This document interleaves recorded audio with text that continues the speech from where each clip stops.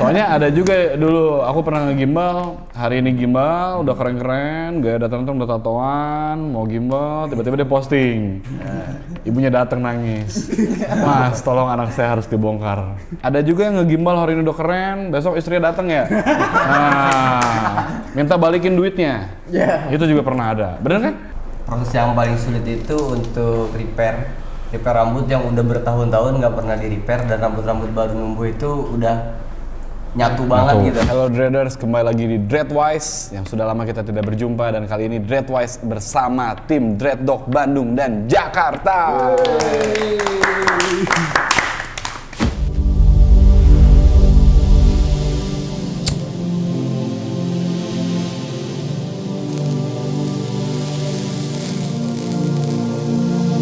Dan di Dreadwise kali ini kita akan berdiskusi, betul?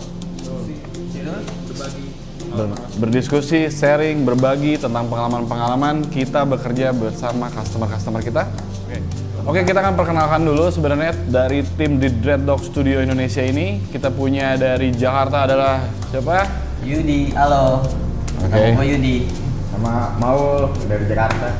Terus ini yang udah selalu ada Opik.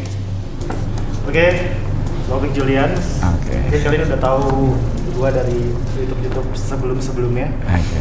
Dan gua tim dari Bandung Oke. ke Jakarta untuk mix and match teman-teman Jakarta dan Bandung biar gimana kita bisa bareng satu misi.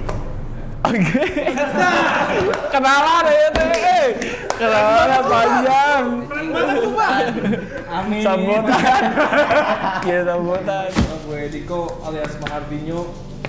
Dan saya Nah, gitu. Asal videonya gitu di YouTube. Dan di sini kita akan mulai diskusi ya. Mungkin dari teman-teman Jakarta hampir 2 bulan ini ada apa yang pengen diungkapkan secara service kalian ke customer, atau customer ngungkapin apa? Mulai dari Maul tadi ada bertanya apa? Iya, saya nih mau nanya dari customer mau nanya kalau gimbal tuh mulainya dari berapa senti ya dari rambut biar bisa digimbalin. Oke. Jadi sambung itu minimal di 7 cm. Di bawah itu sebenarnya bisa, cuma resikonya lebih banyak dan gampang copot, gampang putus dan lebih sakit. Jadi resiko terlalu tinggi. Untuk 7 cm itu udah paling aman. Bisa. 7 cm. Jadi kita kuatin lagi 7 cm lebih aman, dan di bawah itu sebenarnya masih bisa, tapi resikonya pasti lebih sakit. Tapi kalau customernya mau memaksa untuk kita tetap kerjain, ya sebenarnya silakan aja ya, setuju ya. Tapi kita udah kasih tahu dulu ke customer. Sejauh ini sih yang udah gua kerjakan di Jakarta, banyak ada beberapa customer yang dia itu nggak kuat sakit. Itu cara mengatasinya gimana? Oke. Dari pengalaman gue di Bandung, udah banyak customer, emang berapa banyak yang sakit, ada yang sampai nangis, yang kuat-kuat aja juga ada. Nah, kalau ada customer yang kesakitan, itu bisa berarti 2 hal. Kalau yang aku pengalaman selama ini ya, antara itu rambutnya ada yang harusnya nggak di tempatnya ketarik, itu berarti ada error di kita, atau emang customernya aja yang tidak kuat menahan rasa sakit saking banyaknya beban hidup yang dia tampung. Nah, bisa kesakitan banget, bilang aja, nggak usah gengsi gitu. Biar sama-sama enak kerjanya. Dan kalau dia udah mulai kesakitan, coba istirahat dulu, break 5-10 menit, merokok dulu apa gimana. Oh, jangan dipaksain lah. Tapi kalau customernya mau terus, juga silakan. Sebagai tambahan, sebenarnya kita kan harus maintain customer ya. Jadi kita pastikan customer tuh lagi dalam keadaan sehat, sudah sarapan, dan siap untuk dipasang rambut, karena itu pasti ada resikonya, mungkin bahkan agak sakit sedikit. Tidak harus sarapan, yang penting makan dulu ya. Apain aja. Sampai siang. Iya. Oke, terus mungkin ada yang mau ditanyain dulu dari Jakarta? Pengalaman burung apa yang pernah terjadi di Bandung Agar tidak terjadi agar di tidak Jakarta. terjadi di Jakarta? Biar terulang lagi di Jakarta. Oke, lanjut. Oke, dari saya gini, biasanya ada customer yang kita lagi ngegimbal tuh kan posisinya lagi ngegimbal tuh lama ya. Pastinya dia ngobrol yang kemana aja gitu, biar ada obrolan, kita juga harus membawa obrolan ke customer. Nah, biasanya kalau ada salah satu customer tuh ada yang ngobrolin masalah tentang narkoba, obat-obatan, alkohol. Ya itu yang harus dihindari itu. Karena kita kalau menggimal tuh kita harus ajak ngobrol terus ke customer biar nggak dia pasti bete gitu. Dia ajak seru-seruan gitu, tapi obrolan tentang ke hal-hal negatif tuh paling dihindari gitu aja sih. Soalnya ada salah dua di daerah Bandung tuh yang gimbalnya dia tuh seorang polisi, intelijen sampai penjahatnya. Polmas. Yang paling penting dari semua itu sebenarnya ngejaga mood sesama hairstylist, terus ngejaga mood terhadap konsumen juga, karena kita ada beberapa part kita emang lagi entah lagi galau, entah lagi kita emang lagi banyak masalah di luar, tapi jangan bawa masalah itu ke kerjaan. Itu paling utama karena profesionalitas paling utama. Terus yang kedua, gimana cara kita komunikasi ke orang ini biar komunikasi itu sampai, jangan sampai kita melebih-lebihkan orang ini atau orang ini berusaha melebih-lebihkan kita atau gitu. Pokoknya kita udah di situ tuh sama rata. Mungkin ada pertanyaan mungkin dari tim Bandung buat Jakarta. Oke, aku mau tahu nih, kalau di Jakarta selama kalian di sini pernah dapat request aneh-aneh nggak gitu dari customer yang kesini? Mau tahu aja, pernah dapat request aneh apa sih selama di sini? Sejauh ini sih masih normal-normal aja, ya seputar gimbal, kepang, sama box braid gitu. Belum ada yang nyeleneh, belum ada.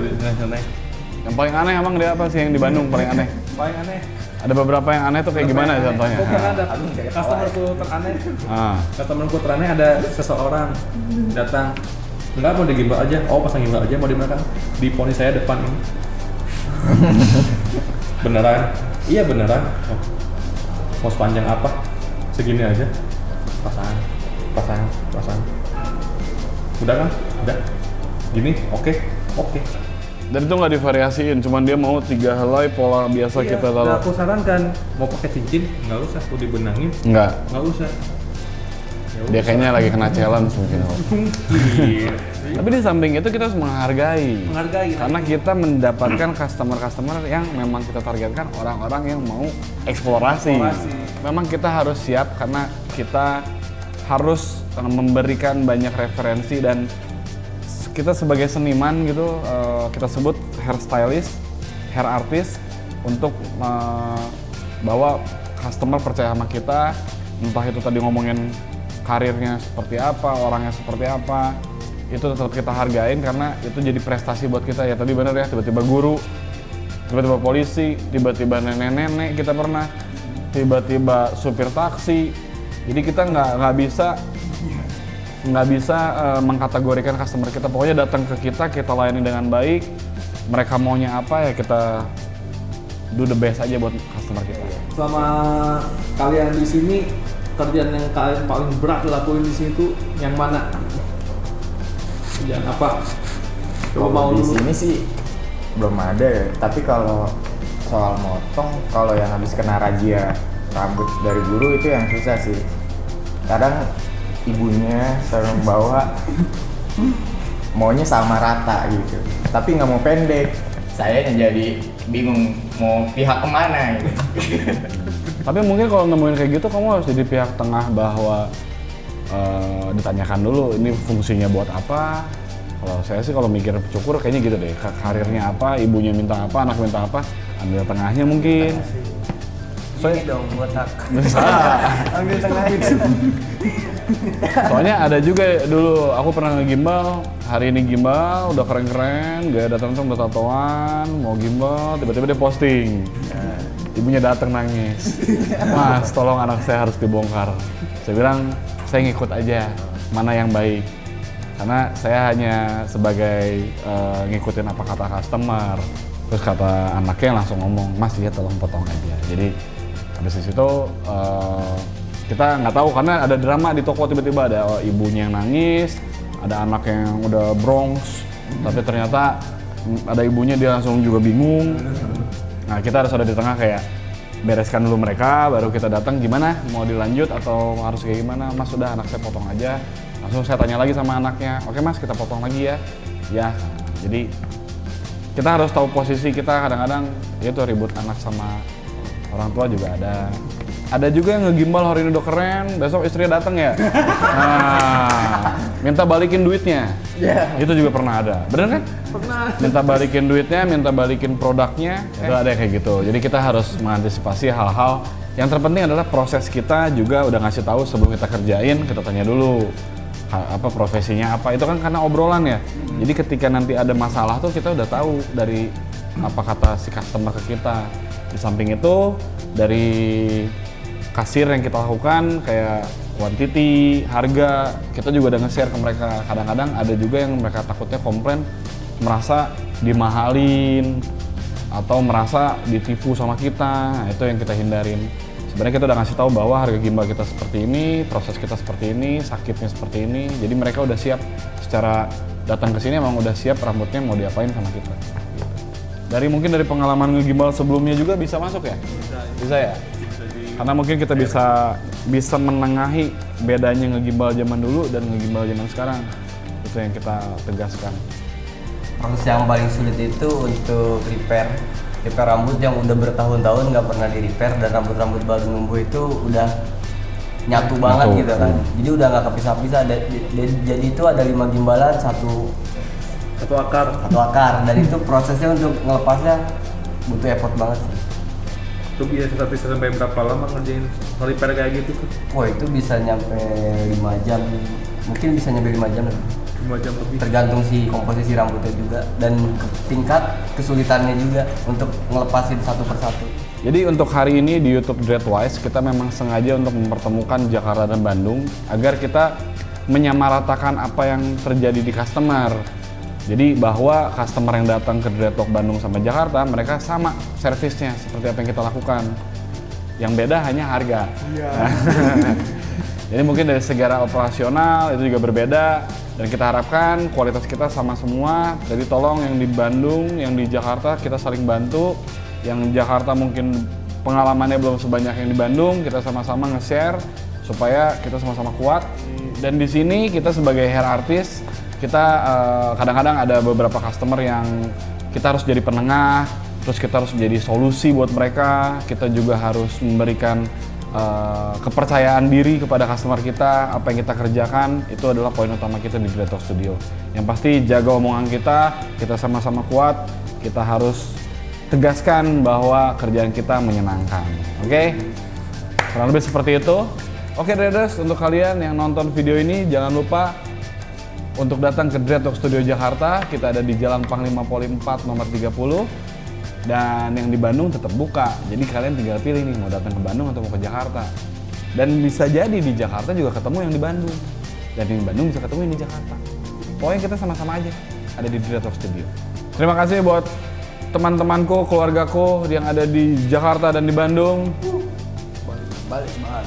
Bandung dan Jakarta. Jakban.